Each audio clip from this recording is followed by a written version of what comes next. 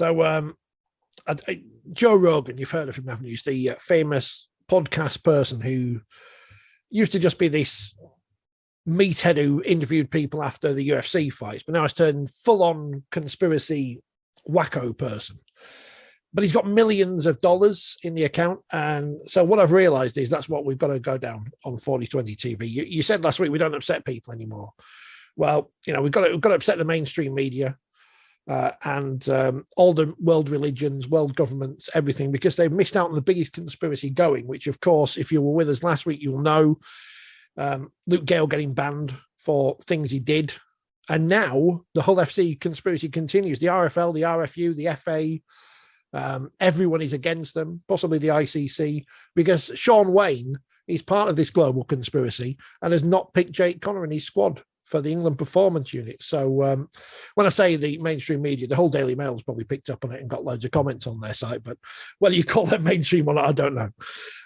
Phil, the England squad's out and everyone's upset because Jake Connor's not in it, but I'm sure we mentioned this before and I'm sure we'll mention it again, but hey, the England squad's out. It gives everyone a chance to get upset about the game that's not going to be played for months anyway. An England squad's out, not the England squad. It's not the squad that's necessarily going to play in the World Cup. An England squad was announced for an international against France at the end of the year. And one or two people like Jordan Abdul, who broke into that squad, are not in a squad that has been announced today. So you can read into it whatever you wish. I think Jake Connor had an exceptional game this weekend. 6 try assists and one himself. If he does that virtually every week between now and the mid-season international, he'll be playing in it. And as we also know, he could all even be playing for the Combined Nations, as we had some English players playing in that last time. So who knows if he has well, I'm sure we all do, heritage in another country. He'd be eligible for that. So, no, I think even Jake Connor would be the first to admit that consistency is what's going to get him picked for England. And if he can be more like he was last week when he almost single-handedly destroyed Salford, then he will play. Where he plays is an interesting question because, again, we've seen in the past that players who have utility value, perhaps get overlooked for those that have a specialist position. So, if he wants to be full-back, and at the moment, the captain of England, Sam Tompkins, plays in that position, where else would you play Jake Connor? I still think we are possibly short of a world-class centre. So, he may be open to play there. But would you pick someone out of position? I think one of the things Sean Wayne said right at the very beginning when he took on the job was he'd look to play specialists wherever he could. Clearly, he then picked a loose forward at prop when we played France, but that happens. To me, I think the perhaps the most encouraging selection, and we could spend the next few minutes arguing about who's in and who's out and who deserves to be in. Literally, we played 3 games. Is probably Lewis Dodd. I think what we like to see are potential young, new, fresh, inventive blood making their way into the picture, perhaps for selection at the end of the year. And I think he's a great selection. Started the season fantastically. I think we probably, hopefully, will see Mikey Lewis play again for England Knights. Should they indeed have any fixtures, which I think they will have. And then we'll be able to take a view on whether he's someone that could step up and you may be there looking at the half-back pairing for the 2025 World Cup, which in some respects is also important. So if you want to focus on those who aren't in there, that's absolutely fine. I'm sure we could come up with plenty of others. Gareth Widdop is another name that's been mentioned today that isn't in the squad. But now let's focus on some of the ones that have been selected. Tom Johnson, he's not there. This is the squad. And of course, it is only players playing over here and not including players in the NRL. So there will be some names here that will be nowhere near the squad come the World Cup. Bateman, Clark, Cooper, Curry, Davis, Dodd, Evalds, Farrell, Hall, Hardacre, Knowles, Leeming, Lees, Lomax, Lynn, McGilvy, McShane, Makinson, Marshall, Newman. I can't do it without taking a breath. Alensky, Pierce Paul, Percival, Ratchford, Sargentson, Tompkins, Walmsley, Wardle, Wellesby. And Williams, another one of those names which is good to see in the squad is Kai Pearce-Paul, who's certainly impressed in his limited appearances for Wigan in the last couple of years. And obviously, you mentioned players for the future. He looks like one who will be around in the 2025 World Cup, injury and forms notwithstanding. Yeah, and again, I think we look at what might well now be start to be a genuine pathway. We saw him make his debut for the England Knights at Castleford against Jamaica. Was literally and metaphorically a standout player because he's about 6'12". I know I tried to interview him afterwards, not to go on the step ladder. But yeah, I think the amazing thing about him this season, and clearly Wigan have been, if not the surprise packet, I think have metamorphosized the quickest at the start of the season from what they were at the end of last season, is seeing him slot in so effortlessly at centre. And we knew that he had a wonderful offloading game. I think we also felt that maybe Adrian Lamb didn't use that perhaps to best effect last year when they were struggling for points, maybe even left it too late when they played in their playoff game that ultimately they were knocked out of. I think there was only 15 minutes left when he threw him on, which again was asking a lot. So to see him starting matches and having even more space to work in the centres rather than the heavy workload in the second row, he again has shown that he has all the skills. He potentially is someone that you could build around for the next World Cup, but I wouldn't rule him out of playing a part in this one because he offers something different. Now, if Sean Wayne wants to play in an extremely conservative style, he's not the man for him. But I do think that there'll be times during the World Cup where you're gonna have to find a play, and he is a guy that can do it. So young names in there, I'm all for. Give them a chance. I think the opposite end of that spectrum is Ryan Hall getting a recall, which again on the form of last year absolutely deserved. There is no question that he was one of the best wingers in the competition last year, and was one of the main reasons why Hull KR were performing so well last season. And clearly he will get his opportunities this year. They haven't quite found their feet yet. They did get their first win last weekend, which will do them no end of good. Their reward is to play St Helens, who are clearly the best team by a mile this year, as they have been for the last 3 years. But no, great to see Ryan Hall back and making all the right noises about taking nothing for granted. I think the other thing about this squad is it's clearly a training squad. They're going to meet every month now between here and the mid-season international, so there will be changes. We've seen, there's been a lot of injuries already this season. There'll even be people who perhaps might be banned and not able to take up their spot in the squad, and there'll be others who show great form between now and the next training session in a month's time who might be drafted in. So it's a great news story. Later this week we get to know who the coach of the Combined Nations All-Stars will be, so that'll ratchet up that game a little bit more.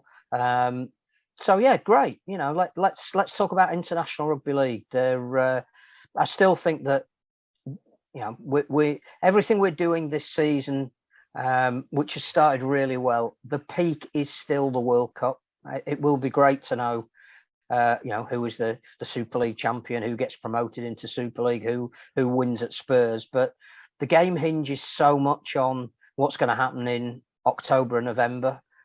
So yeah, let's have some more stories out there about International Rugby League, and I suppose balancing all of that is the other story of the afternoon, where the International Rugby League and European Rugby League have come together and banned Russia from competition at the moment. And again, there aren't many sanctions sport can levy, and we preface all of this podcast with the fact that far more important things are happening in the world at the moment, and our thoughts and whatever they're worth, concerns are with the people of Ukraine, and Rugby League has done the right thing. It's made a stand on an international stage, and there's not more we can do.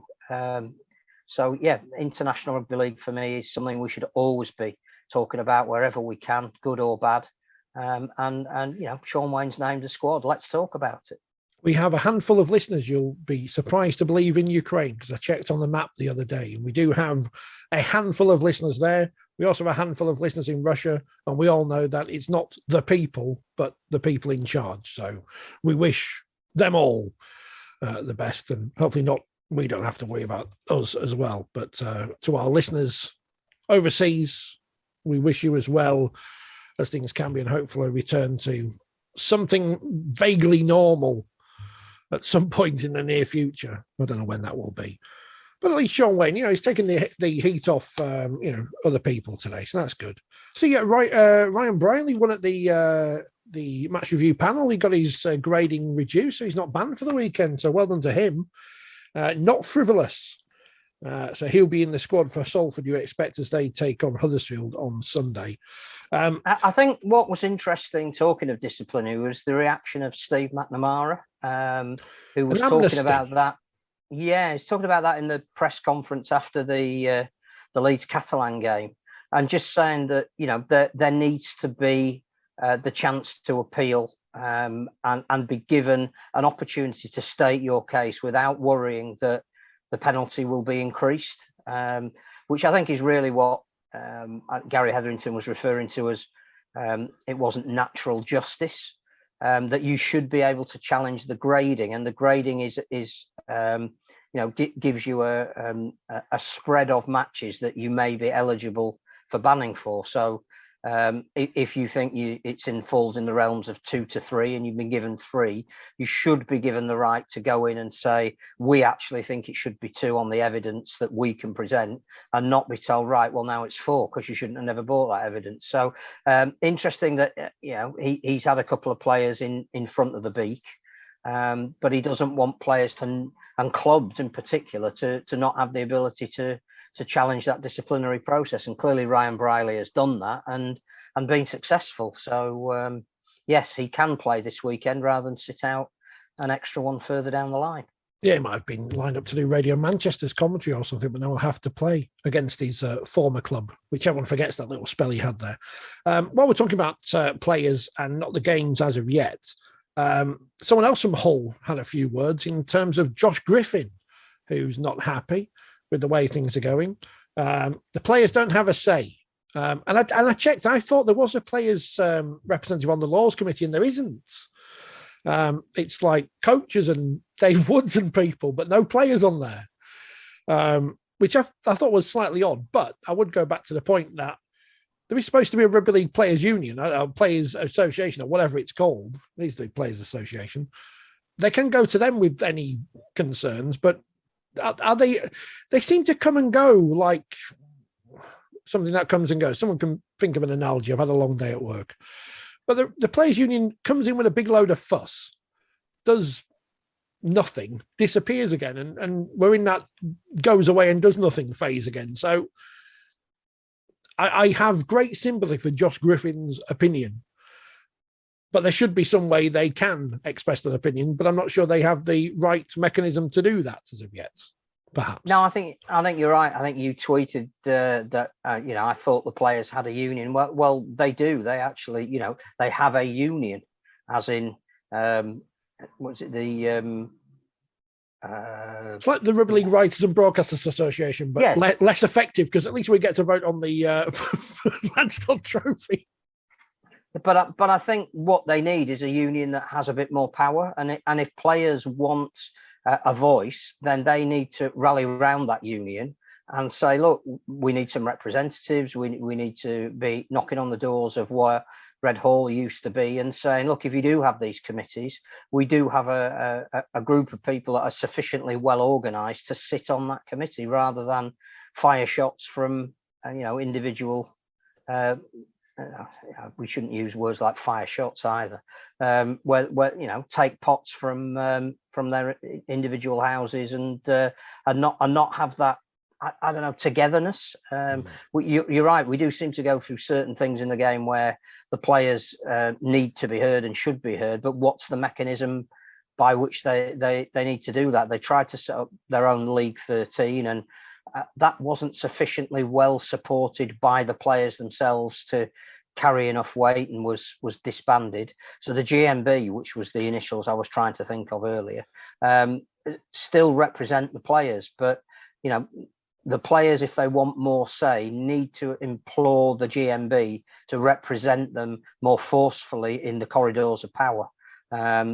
So there are mechanisms there. And I think, again, you know, if Josh Griffin wants to be a mouthpiece, and there's absolutely no reason why he shouldn't be, he was very eloquent in what he said, then he needs to go to his GMB chapel or whatever they have these days and say, right, you know, I think we need to form a representative group and go to the Citadel and put forward a case for our rights. Who is the Arthur Scargill of Rugby League? Let us know in the comments. So everything's going back to the 80s. I think, is that the news section of the thing done? I don't know. The Challenge Cup draw's been made. I'm reading off the email, which it's at the bottom here. Barrow versus Workington, so that's exciting. An old Cumbrian stroke Lancashire stroke Cumbria game. Absolutely. Bradford versus Lee, saw that on telly the other week. That would be rubbish. Whitehaven versus York, that's an interesting one. Batley versus Fev, equally interesting, but probably go with a Fev win. North Wales Crusaders versus Sheffield Eagles, because North Wales, and this is, no one's going to want to come on the show now. We had Stuart Littler on and invited him on before Oldham lost. We had Alan Kilshire on the other week. Hunslet lost. The Carters were supposed to be on. Salford lost. No one's going to come on the programme anymore. It's a good job when we try and get everyone on ahead of the wheelchair season or the women's season, that it's equally spread out the bad luck. But that's the draw for the 5th round of the Cup. Then the Super League clubs come in the next round. It's convoluted and complicated, but it is what it is. And of course, the teams who win these games will also be in the running for the 1895 Cup. We'll get to that when we get to it. That's in May. But that's it's actually an interesting draw. There are games there where you'd be thinking the broadcasters have a good choice there. You'd want to see Barrow and Workington, because that's 2 teams in the local area. That'd be exciting. I'm not sure what else they'll choose, but yeah, interesting. An interesting draw. Yeah, I think what we did learn last night from the last remaining tie, which saw Lee, who were second in the championship, batter Widnes, who were third, is that on their day, the top 2 are way ahead of everybody else. You know, clearly they've recruited as such. They've got coaches there who have massive amounts of Super League experience. They know what it takes to get teams primed and ready for effectively cup final football. And the likelihood is that those 2 teams, when they meet each other, are playing for the right to host what will be the £1 million game. And again, in some respects, that's a shame, because it's got that element of potential foregone conclusion about it. But in previous seasons, we've had one team, you know, Toronto walked through a division, and Toulouse in many respects did the same. So to have 2 adds a greater element of interest. I still don't know who we're going to get in the playoff positions. So again, there's going to be interest around that, and you'd look at the table and say no foregone conclusions yet about who might be battling it out for relegation. So there is still great interest in the championship, but I just thought that the manner of the result last night between Lee and Widnes was a bit of an eye-opener, because I don't think too many expected it to be that wide a margin and that convincing, and when Widnes have had such a good start to the season. What's going on with the Wasps and Derek Beaumont? He was attacked by wasps or something. I saw it on Twitter. I didn't read it. I didn't click the link. Mainstream media. Didn't think York were that venomous, were they? No. I don't know. Hats off, and indeed caps off to the Royal Navy, who scored at Batley, hammered in the game as you would expect, because Batley were a very good side, but at least the Navy scored. I think the great thing about that was the rapport between the 2 teams afterwards. That a lot of compliments flying around about how the Navy had conducted themselves and about how Batley had looked after them. I think, again, some of the Batley players were tweeting what an honour it was to be playing against guys who were serving their country. So I think there's a relationship been formed there between the 2. And Craig Lingard was saying hopefully they can have maybe a pre-season friendly, or invite the Navy up to do an opposed training session, and all of that is what this sport does best. I think that, fostering and building those sort of relationships. Learning more about rugby league in the armed forces is something I need to do, but I haven't done it as of yet. So Batley through. Whitehaven beat Doncaster 60-0. That's not a good result for Doncaster. Halifax 16, Featherstone 29. The other headline result, I guess, not in terms of the final score, well, in terms of the final score, in terms of the performance. Hunslet Club Parkside, 40 points to 20, beaten at the South Leeds Stadium by Sheffield Eagles, but crowd of 450 there, which is bigger than some crowds we'll probably see in League One later in the year, and a more than creditable performance from the amateurs. 2 points between them with 5 minutes to go. Absolutely outstanding display from Hunslet Parkside. What the Cup's really all about, I think that was their I was going to say day in the sun, but clearly it was hammering it down with rain. So, but they were absolutely tremendous ambassadors for the best of the community game. Gave Sheffield a real fright. Again, Sheffield coming out and acknowledging how difficult it had been, and a credit to the Cup. Really, I think that not everybody likes this format. There are quite a few that want to go back to it. Needs to be an open draw and everybody involved right from the very beginning. I think there's some real merit in this, that you get to the point where clubs like Hunslet Club Parkside can have a couple of really big days out, put themselves back on the map and in the public consciousness. You know, redolent of the days of a certain G. Schofield who wore their colours when he was coming through, and I know that he was, proud of the performance that they put on. And I think playing it at the South Leeds Stadium was fantastic, because it gives those players the chance to stay within their neighbourhood but play on the biggest stage within it.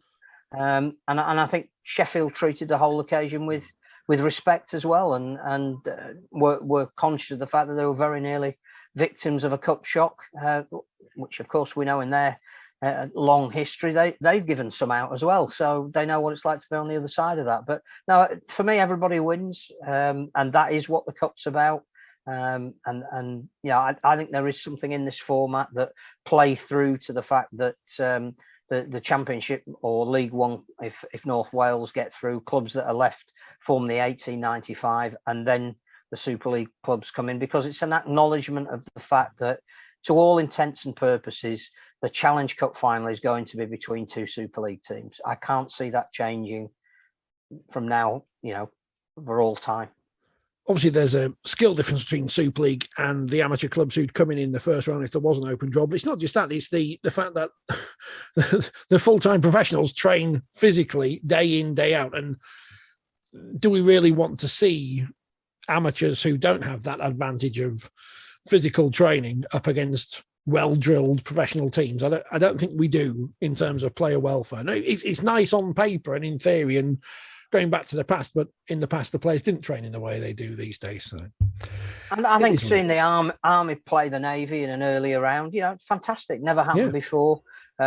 Seeing Irish and Scottish and Welsh clubs come in at the first round, that's what you want, and the FA Cup has done that particularly well for, as long as I can remember, that the first division teams always came in at the third round stage to enable the competition to start, and everybody get something out of it, to the point where you then hope there might be a big draw later in the competition. So if North Wales did perhaps beat Sheffield, and that is a close one to call, then maybe they might get Warrington at home in the sixth round, which for them would be the big payday. So there is still some magic left in the cup.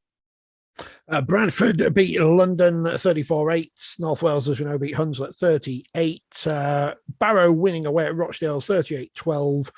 Workington 26, Dewsbury 12, and York 42, Newcastle 13. Newcastle started well in that one, but faded off. Good result for York, because obviously they haven't had the best of starts to the season in the Championship. I say that they've won 2, lost 2. That's probably about where you'd have put York at the start of the season. That's my own silly. Well, when you think they played Featherstone and Lee, and we've just said that those two teams are way ahead of everybody else, they're exactly where you'd think they'd be. People think I'm anti-York now. I'm not. I just did a joke once about the women's team signing everyone from Castleford, and now everyone thinks I hate York. I don't.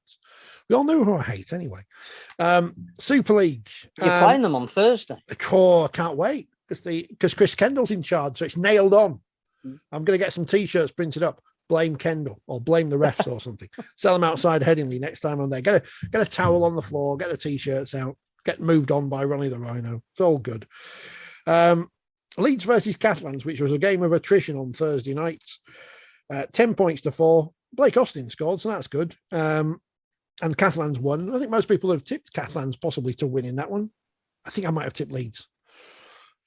I don't know why. But only losing by 6 at home with the players missing for Leeds. It's not a terrible result, but Leeds are in crisis. Everyone keeps telling me on Twitter. So if there's anything this programme started in the last 8 years since it started, coming up to the birthday now, then that is the only thing we have done. Not the focus on the women's game, not the wheelchair game, none of that. Leeds in crisis and a few T-shirts. But Leeds are in crisis. And I heard this week on the news that Leeds, until Marcelo Bielsa had come into Leeds United, had lost its soul, which I thought, there's plenty of souls in Leeds. But no, not at all. But now you've lost your soul. I don't know what Leeds, all in crisis, all the city. The cricket, well, we don't talk about that. Rugby league, does rugby union still exist in Leeds? I don't know. No. Have the netball won? Did they lose at the weekend? I don't know. They lost at the weekend. I think the ice hockey are doing all right, but the netball are playing at the arena on Sunday. Oh, I'm not working, so I could go. I can't bring myself to. Anyway. Leeds they are playing Wasps. They are playing Wasps. Well. Netball team. So you do have a reason to support them.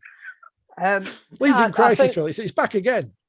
Yeah, of course it is, because they played 3 of the top teams and lost to them. I think to say that Leeds had quite a few out is obviously undermining the fact that Catalan did as well. Yes. And that their best player, in general opinion, was Mike McMeekin, who put his hand up to play at prop and was absolutely outstanding. I think what scuppered Leeds on Thursday night was they couldn't take the chances that they created, and they did make enough to win that game. But also, there is this habit now of losing players early in a game, and even though the players that they are losing are important to them, it just completely disrupts your bench rotation.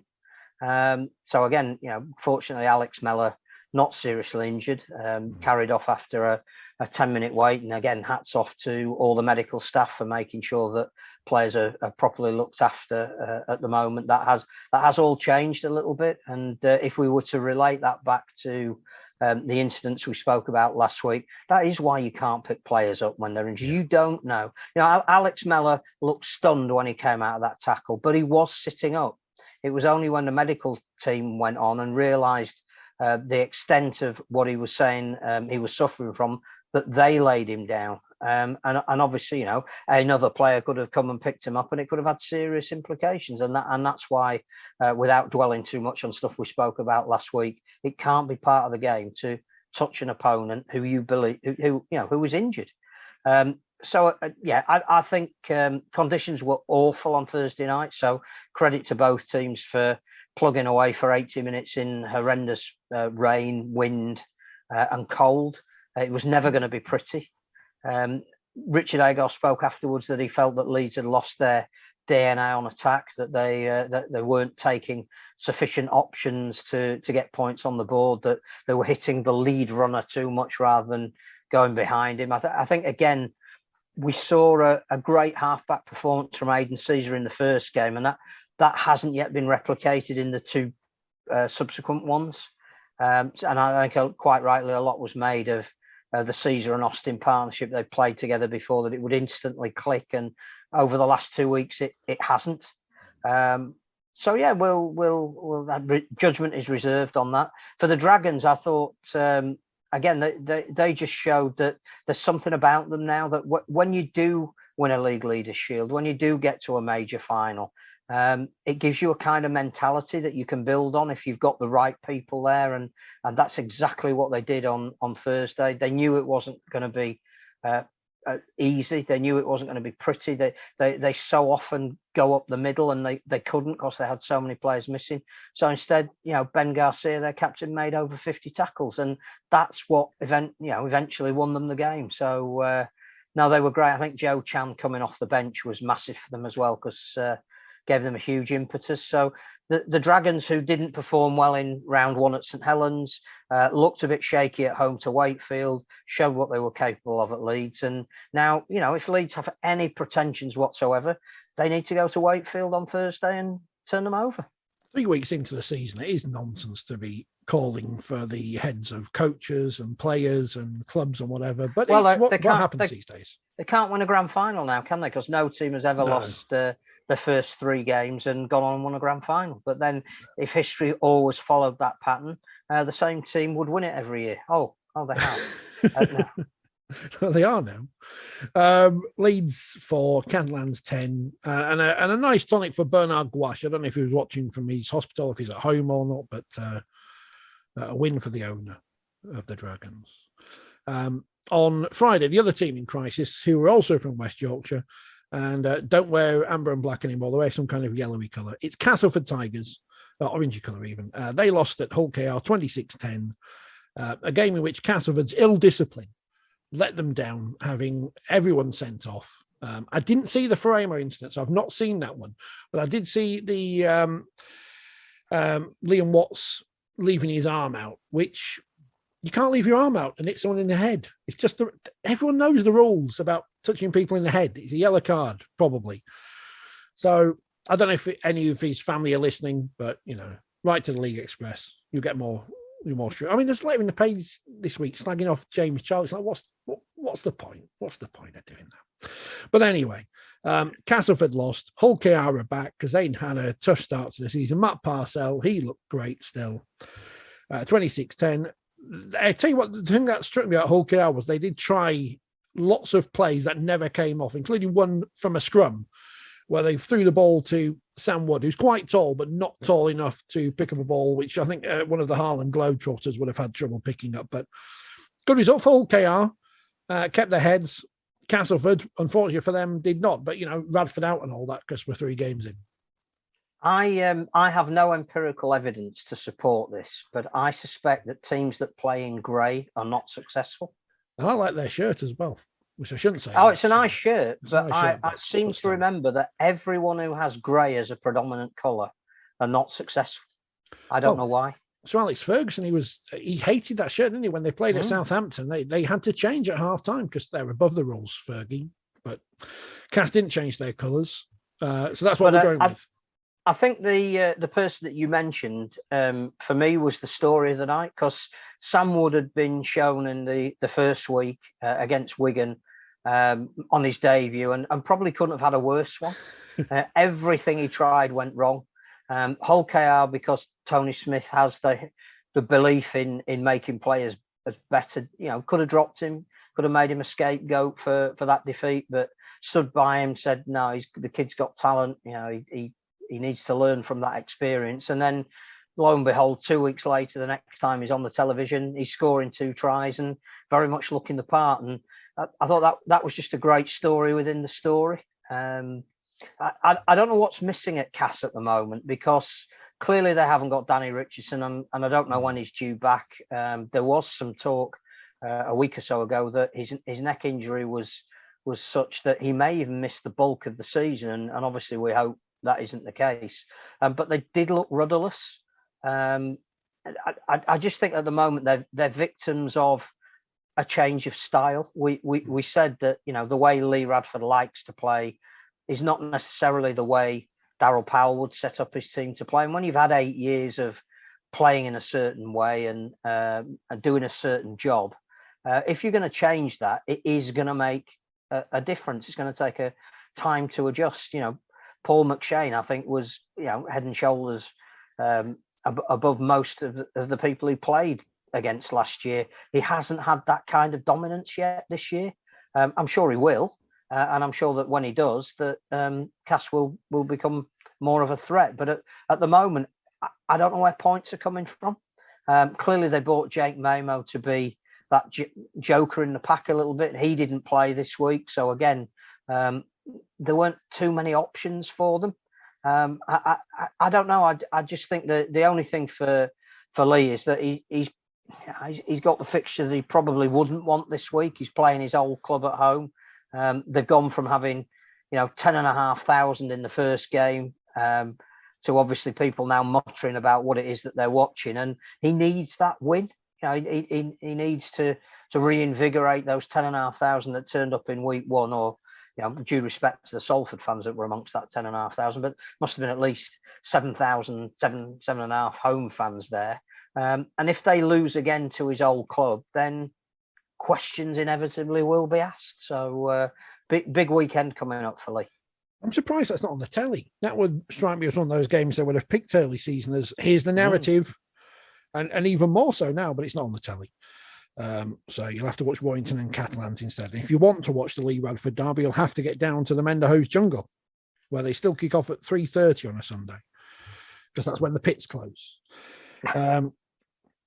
So yeah, I mean, when we were talking before, Hull were the team who were rubbish, and now they've won 2 games because they beat Salford, which was not a surprise that they won, although I tipped Salford to win. But the manner of the result, 48 points to 16. I know we're jumping around the days here, but since we're talking about Hull, it makes sense.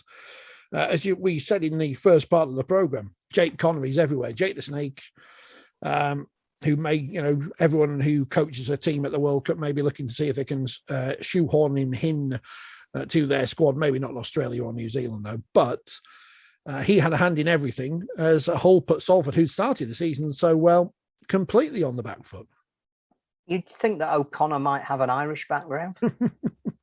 He's not Terry's son, is he? We're not saying that, are we? They'll be distant relatives.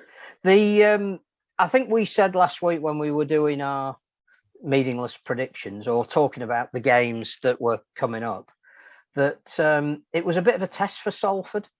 That they'd had a sort of a honeymoon start to the season. They'd got that win at Cass where they'd scored the same number of tries, and it was Mark Sneed's boot that had got them home, and then they'd gone to Toulouse, who again are still in this phase of learning what it takes to be a Super League team.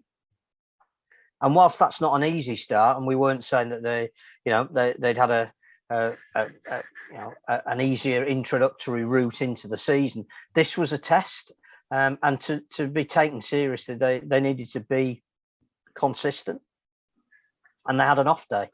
Apparently listening to the commentary, Mark Sneed had as insignificant a performance as Jake Connor had a significant one, and that will happen. And obviously Mark Sneed's back on a ground where clearly he's had some fantastic success, and he's in many ways revered still by the Hull fans for the cups that he bought them, and it couldn't live up to that.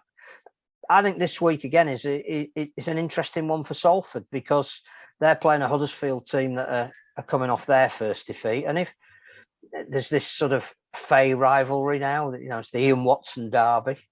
It'd be very, very interesting to see how both of those teams go, having suffered their first defeat. It won't define their season, the result this week, but we will know a little bit more about what those two teams are made of.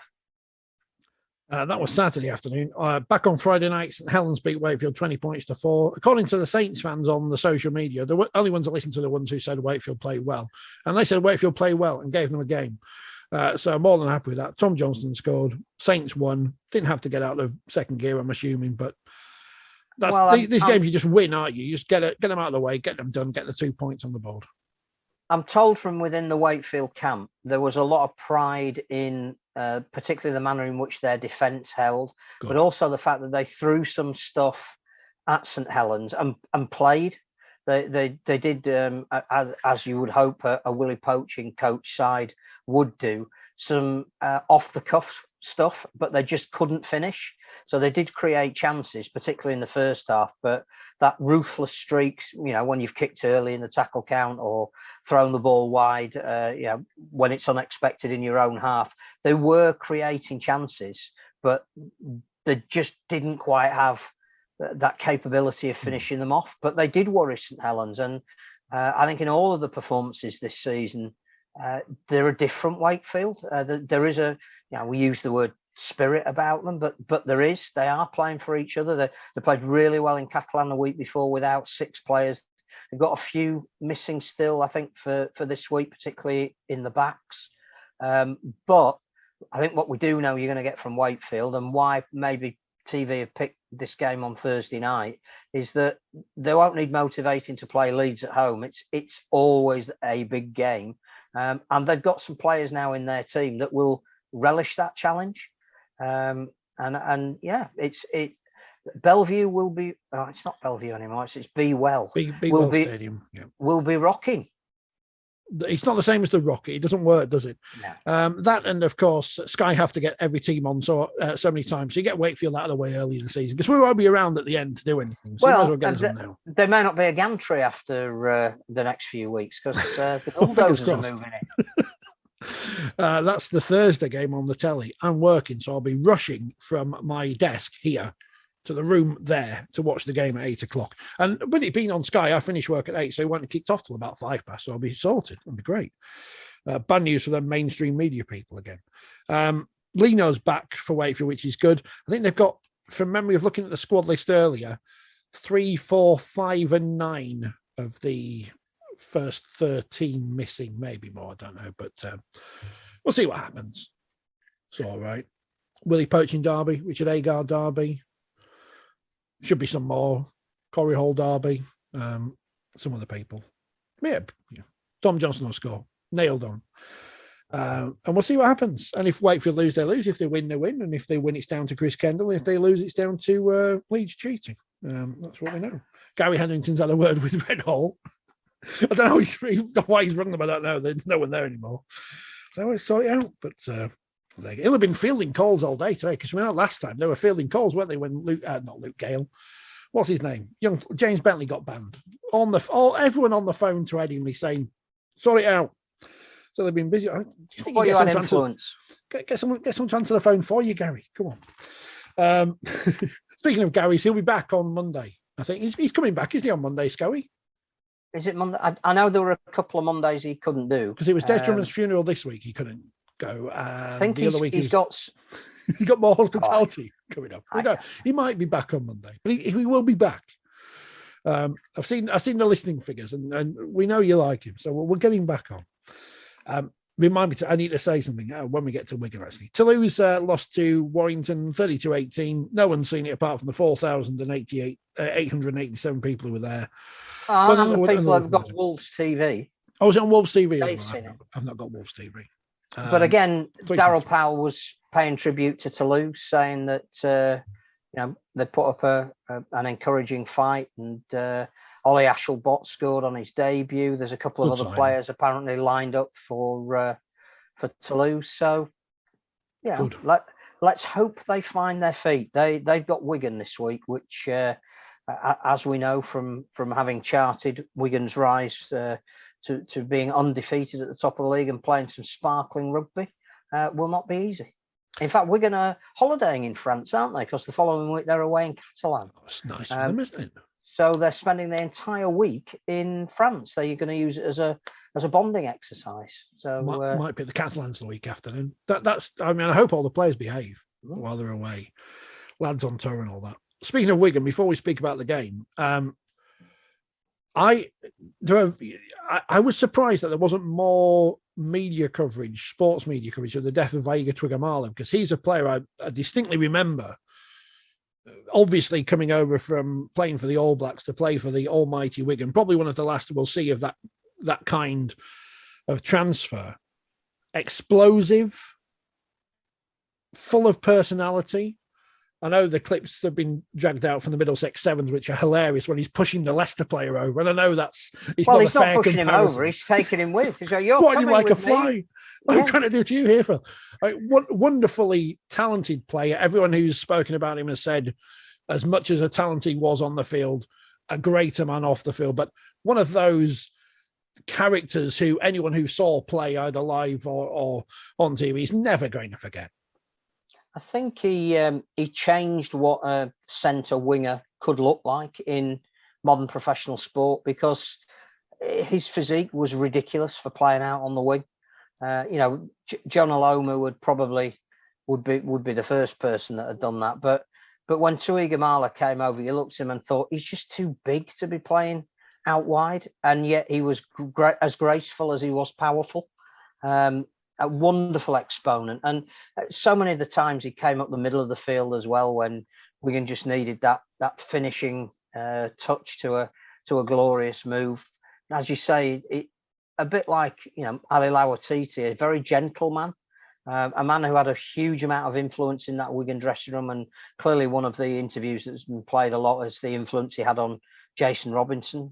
Turned him round as a personality, gave him more purpose in his life. A very devout man.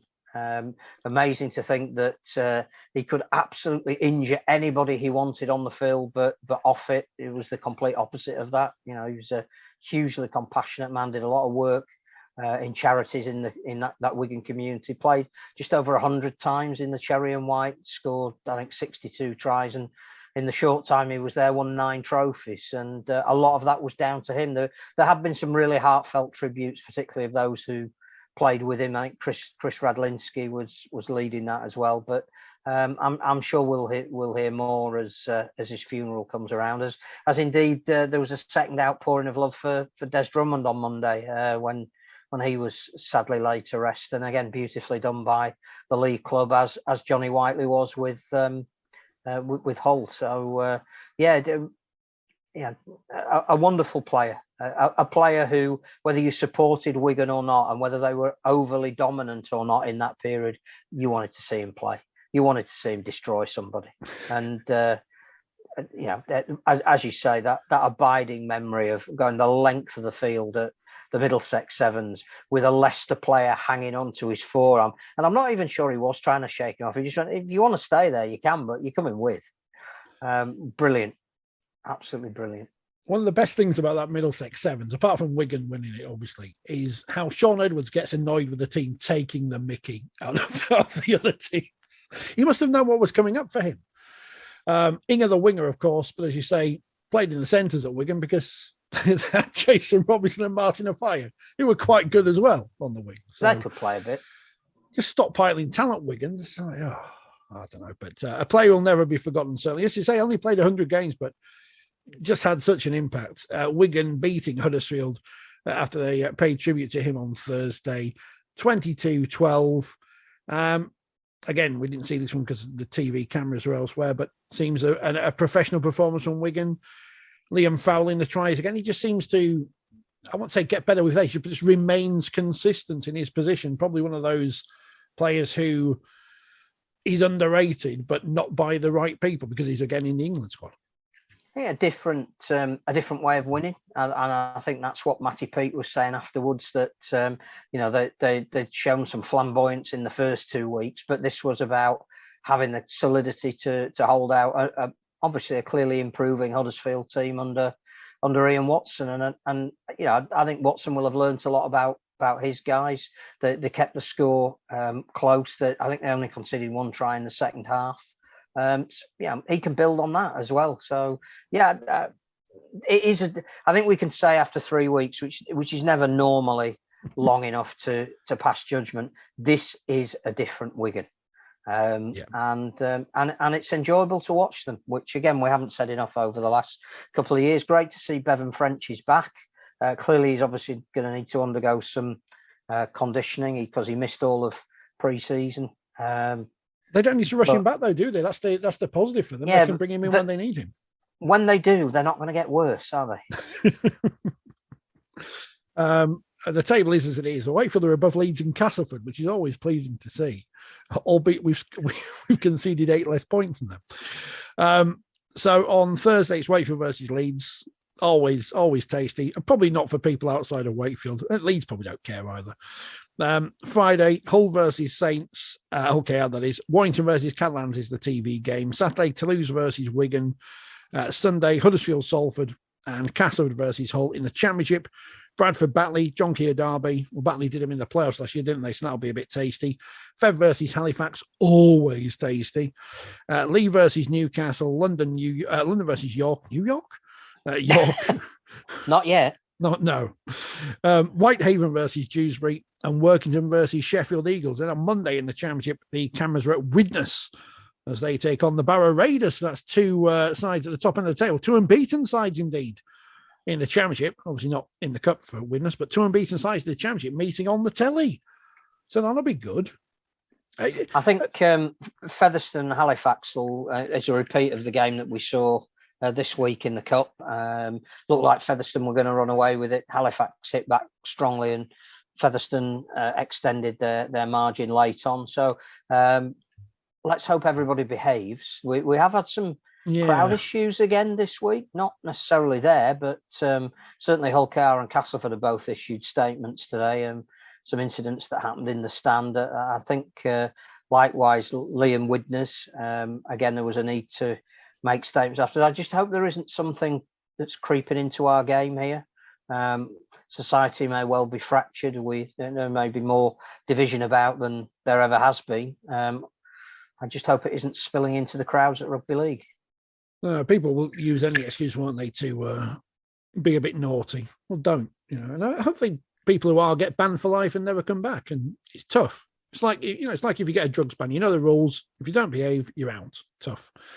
I think, is that all the news? I've not read through the front of the paper, but I don't think I'll have missed anything. 6 points for a try, 7, 8, 9 points for a try. Still a fan of having a joker. Richard Agar under pressure purely because Leeds United sacked their manager. Leeds United, yeah. I mean, it's not like the days when we had 2 Brian McDermotts in Leeds. That was exciting. But you want to be that fella following Bielsa, would you? I mean, I'm a bit of a Bielsa cultist member because I was a fan of his work at Chile and Athletic Club of Bilbao, who, of course, a rebel club in Spain. Well, in the Basque Country, let alone Spain. So there's a bit of the rebel about Bielsa. And obviously, he worked at Leeds for a while. And,